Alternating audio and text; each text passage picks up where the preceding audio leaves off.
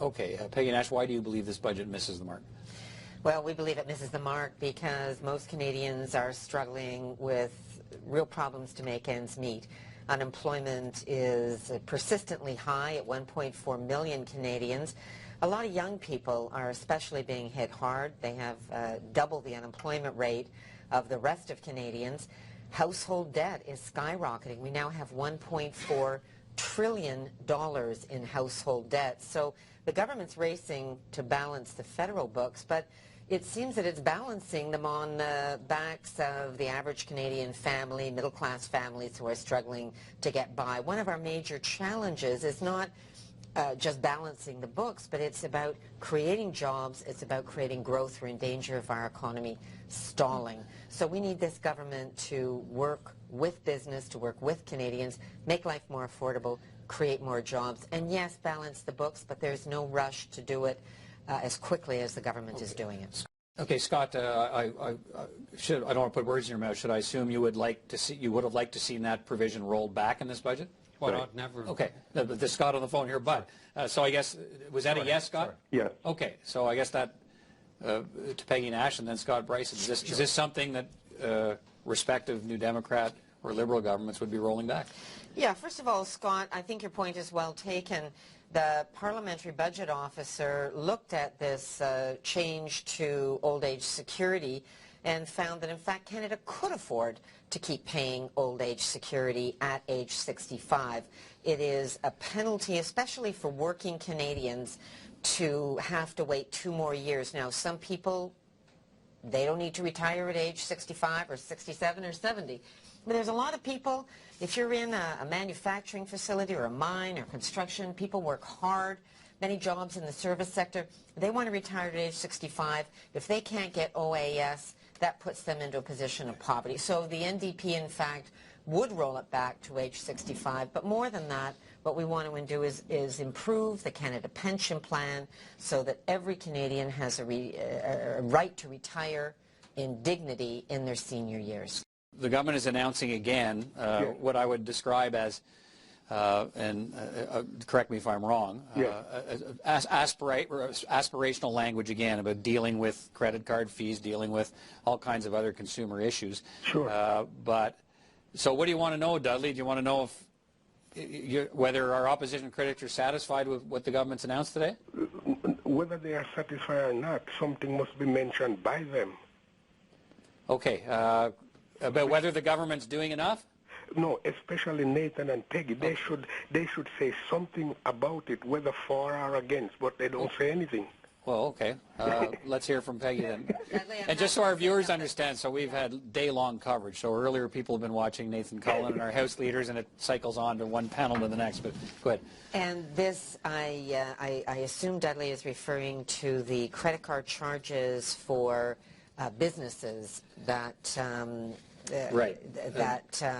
the fees that get charged to businesses every time there's a transaction made with a credit card or debit card. And this is something that Glenn Thibeault, our consumer affairs critic, has made as a huge priority across the country. He's been working with small businesses, and yes, we'd like to see these fees capped or some alternatives for small businesses especially, so that they're not dinged so badly by these fees. In this budget, Dudley, the government talks about it. It's not clear exactly what or when they are going to do. If they were to bring in clear action to limit credit card fees for businesses, that would be a good thing. We'll see what they do because it's unclear what action they're going to take. All right, if I can, I'll jump in here and move to, let's go east. Let's go to Sheila in Truro, Nova Scotia. Hi, Sheila. Hello, Sheila. Hi. Hi, thanks for waiting. What's your comment for us about the budget? Well, I was wondering about the income splitting for seniors. I'm a senior, and I didn't hear anything about that.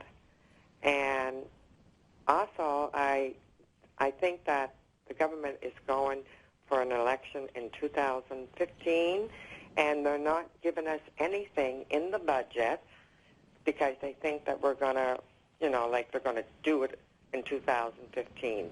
Okay, well, there's two questions there, so let's deal with that. So I think those two things might go in lockstep, Mr. Saxton. Is you're on the cusp of a surplus now. The finance minister said today you might have been $100,000 out this year and could have basically been on the line with a surplus now, or a balanced budget now. And so that has a lot of people wondering, okay, in that next budget, a year from now, leading into an election, will we see something like income splitting?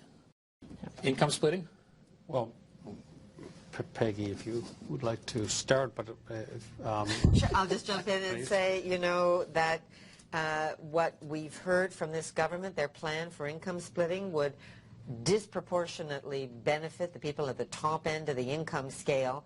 So all of the costs that people have paid, veteran services, increasing old age security to age 67, cuts to all kinds of regulatory changes, Service Canada, would go to basically benefiting people at the top of the income scale. So we don't think that's fair. Okay, let me go to a quick question. This is great, BlackBerry here. Just give you a question coming in on our on email. This is from, well, we don't have a name on it. It's an email address, Furry120. I'm a single father of 3 children. I'm a member of the Canadian military. I would like to know how this budget helps or diminishes my overall ability to support my family. Sorry, John in Edmonton, Alberta. Peggy, do you want to respond? Well, I mean, I don't know John's overall situation, but I can tell you that there are so many families in my part of the country that are really struggling because they can't find affordable childcare. They look to the program in Quebec where people spend $10 a day for childcare. We have people spending thousands of dollars a month for childcare because they have to have both parents working, or single-parent families. The parent has to go out and work. So that's a huge cost, and on top of housing costs, food prices going up, and a whole range of affordability issues. So people feel that they're really getting squeezed. It's very difficult for young families right now in Canada, and we don't feel this government is really taking their situation into account. They're not doing enough to make life more affordable. Okay, Keith, let's go there then. We have Keith on the phone in Ottawa. Keith is a retired civil servant, I understand. Keith? Hi, how you doing? Hi, thanks for your patience. Very good. Actually, Scott Bryson hit it right on the nose because I was just reading the thing. And I'm just curious to know, I'm a retired civil servant, and I get a pension of, what is it here, $459 a month. And I pay $38.34 for my health care plan, okay? Now they're telling me they're going to, well, as part of the budget, you're going to increase this by up to 50% more. And my total income for the whole month is $1,167, out of which I pay $1,100 for rent. That leaves me $67. Now I'm going to have to pay another 50% more for my health care benefits? Please, what kind of a country is it? What's going on here? Why are you attacking us? Okay, Peggy Nash, your response to that? Well, I think that's the politics of envy. Just because one person doesn't get something, somebody else can't get it. I'd like to see us encourage the private sector to step up and maybe improve its benefits plans. It's, these folks worked all their lives, served the Canadian public, and figured that they could count on a certain retirement income. And changing the rules after somebody retires and means that they're going to have to change their lifestyle in order to accommodate these greater costs. I don't think it's fair for existing retirees. I think if you say in the future, for future retirees, they can maybe plan a little better, put a little more money away to go to a cost-sharing arrangement. But for people who plan their retirement on the existing situation, to change it once they're out the door and on a pension, I don't think is fair. I should, full disclosure, I took a semester of welding when I was in high school. You don't want me teaching anybody. I'm not sure where to go with this caller's point, except that he says, we know there's conflict right now in the delivery of these programs, provincially, federally, anyway. But Jean Mayu's saying it doesn't really matter because what you're delivering is not working. Thoughts on that, Peggy? Well, I think Canada does not do a good job in training young people to get into the skilled trades. If you look at other countries, like Germany, for example, where they have a much greater participation in the skilled trades. I think Canada could do much better by its young people in offering that as a realistic alternative. I think the government's taken some baby steps in this budget, but it's not really the kind of bold moves that we need to encourage more young people to get into the trades. I think that Jean makes a point that the federal government and the provinces could work better together, but I don't think that's going to be a success when the federal government basically says to the provinces, my way or the highway on the job grant system, which is... But Jim Flaherty expressed that same sentiment again today that we've just heard a little bit from Andrew here tonight, that look, we send all this money to the provinces and we're not sure what they're doing with it. We're not sure how it's, whether it's being used properly. Not happy with the results they're getting, obviously, and at that core of a conflict, it's pretty hard to get past sort of, get to a point where you're designing stuff together if one side doesn't believe the other side's using the money they get effectively. Ellen in Toronto, thanks for waiting as long as you have. Appreciate it. That's okay. What's your comment about the budget? Thanks. Well, I think it's a mean-spirited budget because they're going after the most vulnerable. Unemployed youth, it's not their fault. Senior citizens, war vets, the poor. I mean, we've got 800,000 families using food banks. A lot of seniors cannot eat nutritious meals and pay their rents or their mortgage. You're going to see many more people out in the street. Mr. Harper is increasing the gaps, and quite frankly, look at who his friend is. It's Rob Ford. I really think that Ottawa is becoming another crazy town, and we have bad management. That's what's going on, and I don't believe it here. When you say going after the youth, what do you mean? Well, they're not doing really anything for them. I don't believe the myth. I don't believe that there's enough jobs for the youth, so they're in our basements. I mean, they have to stay with us till we're 90. Perhaps they could create jobs where young people are taking care of elders. There's going to be a lot of us. Okay. Well, thanks for the comment. I'll say this as a preface to your reactions. I think every person at this table, whether you agree with the approach or not, everybody here is in the business of trying to put people to work, I think. Not everybody agrees with everybody else's approach, but that's the fundamental question, I guess. I know that there are parts of the country where you have skills shortages, but we have about 50% of the population in Toronto that is working in atypical work. They're doing 2 and 3 jobs. They're on contract. They've lost this notion of kind of standardized work. And yet if you look at the needs, the caller, Ellen, talked about seniors, talked about youth, talked about housing. I can tell you there are so many people who are struggling to make ends meet in the city of Toronto. They're going to food banks, and high rents are a problem with that. We don't have enough affordable housing, and we need more job opportunities. And I think if you put together the needs of people, whether it's caring for seniors, building housing, investing in infrastructure, and you put young people to work, fulfilling those needs, what you need is government as the glue that helps put them together, and the spin-off jobs in the private sector begin to multiply. But it needs the government to kind of kickstart these changes, and I think this government is saying, wait another year until the election. We'll be able to promise big things. Meanwhile, people are struggling to put food on the table. I don't think it's fair to Canadians to say, you've got to wait because we've got a political agenda here. All right. Okay, let's pop out west again. John in Calgary.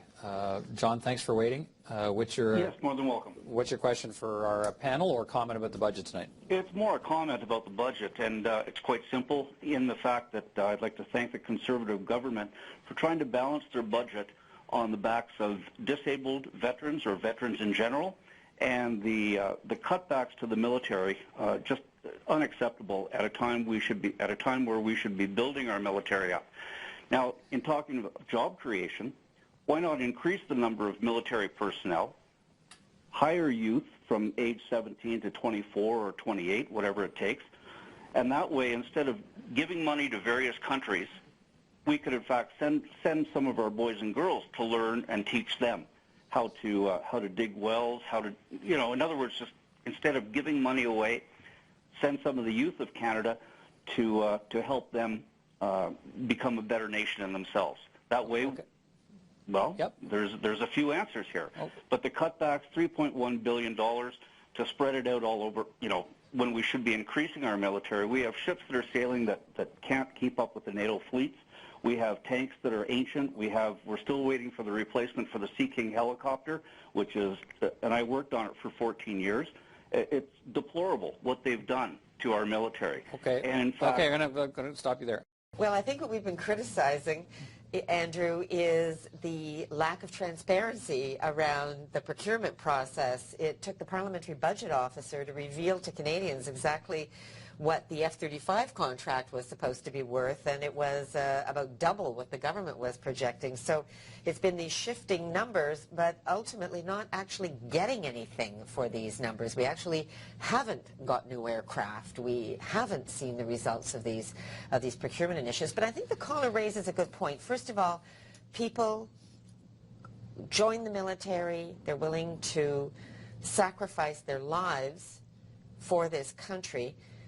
By goodness, they deserve to get the best services we can offer them when they come back to this country. And I know, because I've met with veterans in Northern Ontario who were absolutely furious about the cuts to the Veterans Office in their area. They felt really angry about that.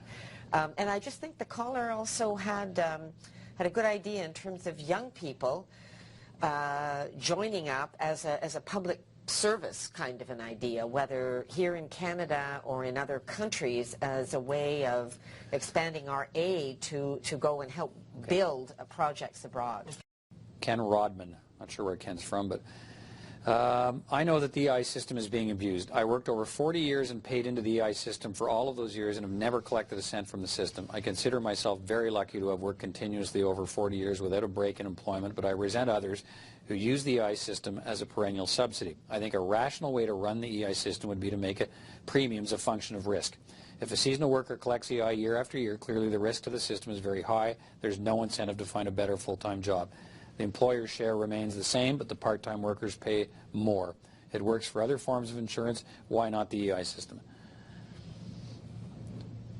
Let the comment stand. There's another idea brought from somebody who says, look, if you're in one of those jobs where you're going to draw more, pay more. Essentially what he's saying. I'll let Scott deal with the seasonal, because you have more seasonal folks in your area, but I'll just say, in my neck of the woods, in the Toronto area, it is a small minority of people who actually can ever qualify for benefits because they work 2 or 3 different jobs, they work atypical hours, they're on contract, and unlike the days when someone goes to work 5 days a week, 8 or 9 hours a day, they're working different hours, so if they get laid off, even though they pay EI premiums, they can never get the benefits. The vast majority of people unemployed, we have 10% unemployment in the City of Toronto, they don't get the benefits. Okay, Joe is in Ottawa, also wants to weigh in on the issue of youth employment initiatives. Hi, Joe, thanks for your patience. What do you want to tell us? Thanks. I'm a young student about to graduate in April, and I've had the benefit of being in co-op. Okay. And I'm just wondering, I like the great initiative this year and seeing the 3,000 internships being offered in the budget. And I'd just like to hear if the opposition has any more initiatives that they would kind of plan in the alternative. Okay, good question.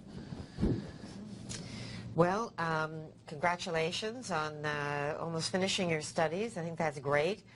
And what we'd like to see is as many opportunities for you to have good jobs, to be able to get into the workforce and get a decent toehold in the economy. And unfortunately, far too many young people are finding that they're graduating, they're not able to find jobs, and we're finding what's called wage scarring, that because they're starting out either without work or at such low levels of pay, that setback stays with them for many, many years, and we hope won't, but in many cases can stay with someone throughout their career. So what we've been encouraging the government to do is, yes, internships, paid internships are a good thing, but that we need to open up more opportunities for young people. So things like tax credits for youth hiring, tax credits for training young people, to encourage employers to actually take on a young person on their workforce. We'd like to see that kind of practical change.